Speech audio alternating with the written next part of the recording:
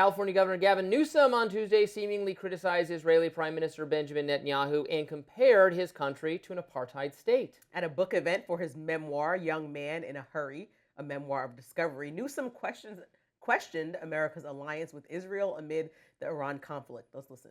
The issue of Bibi is interesting because he's got his own domestic issues. He's trying to stay out of jail. He's got an election coming up. He's potentially on the ropes. He's got folks, the hard line, that want to annex the West Bank. I mean, Freeman and others are talking about it appropriately, sort of an apartheid state. They couldn't even, I mean, we're talking about regime change. For 2 years, they haven't even been able to solve the Hamas question. While Newsom was critical of the Trump administration's strikes on Iran, the California governor said he wasn't surprised given the military forces that had been assembled and aircraft carriers that had been deployed to the region. Now, Newsom, who could be a 2028 presidential contender, limited his response on whether America should rethink its military support for Israel by saying, quote, "It breaks my heart." Let's take a listen. The current leadership in Israel is walking us down that path, where I don't think you have a choice but that consideration. I mean, to say this is in America's interest at a time when affordability is at crisis levels, where you had an administration who literally got elected saying this is exactly the opposite of what they would ever consider doing. People on both sides of the aisle reacted to Newsom's comments on Israel. Political commentator Mark Levin wrote on X, Governor Newsom is regurgitating Tucker Carlson talking points. Some cleverness there. Former Auburn Tigers men's basketball coach Bruce Pearl also chimed in, writing on X, "This is disgusting, dangerous, and political. Israel's military joins our troops preventing Iran from acquiring and delivering nukes. And this is the Democrats' take. Iran's response targets civilians in Israel and our Arab allies. Cowards. Whose side are you on, Governor?" Meanwhile, journalist Mehdi Hassan wrote on X, "Wow, things really do seem to be changing. Glad Governor Gavin Newsom is willing to say this."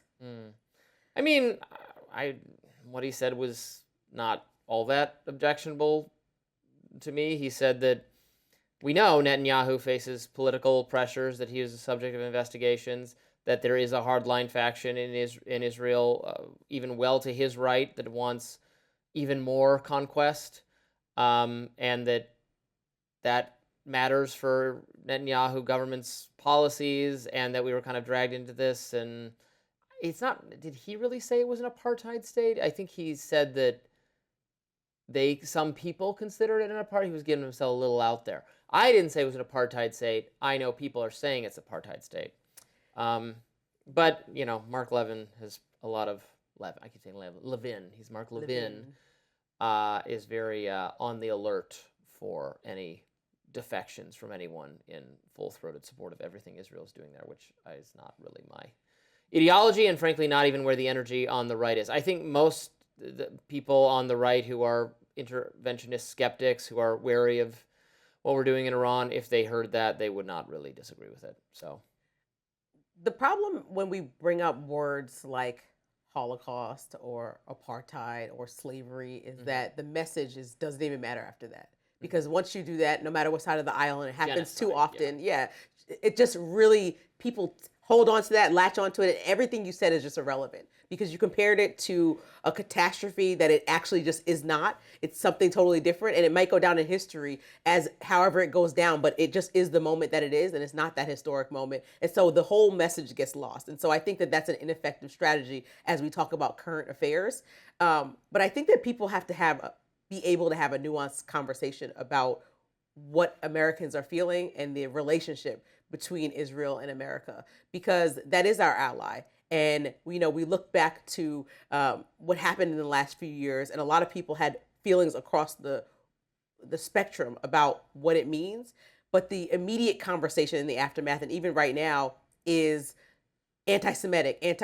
And I think that brought us to the point where now we hear people who have lashed out in ways that are not appropriate, but also want to have some real hard conversations. And I think that it's appropriate, like any leader, because Netanyahu is not Israel. Netanyahu is a man who leads Israel, just like Trump is a man who leads America. Everything that President Trump does not directly reflect me or you. You agree with what you agree with or don't. And I think when we have Netanyahu, he's making decisions in international courts, and according to human rights organizations, he has broken the law in a variety of ways. And so Sure. that's what he's been accused of. So when people point this and hold to task support from the US in those direct ways, please don't conflate that with the idea that people are being anti-Semitic. Just like you said when we watched Caitlin Collins ask the administration about the war we're currently in, and she jumped out and lashed out and said, you guys hate us, you want to report bad stuff about us.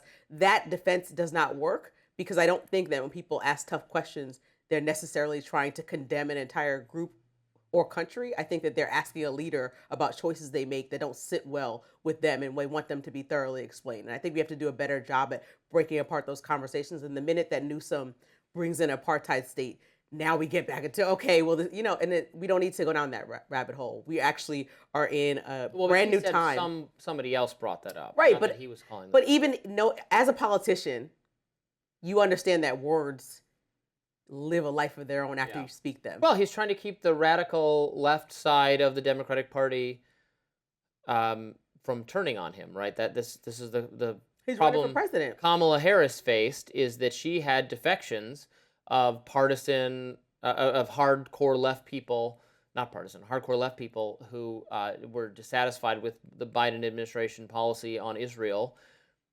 And so I think he's smarter and has learned that lesson, and wants those people not to be, voting for the Green Party.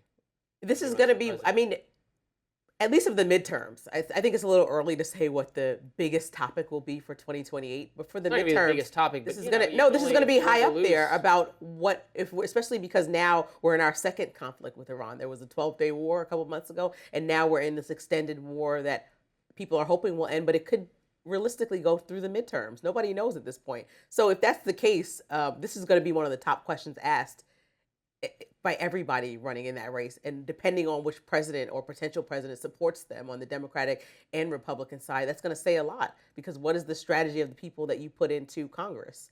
And, people are going to have to answer a lot of questions about exactly how they feel. You can't skirt around it anymore. A lot of politicians like to skirt around this issue or lean all the way in, but it's going to have to be everyone leaning all the way in about exactly how you feel.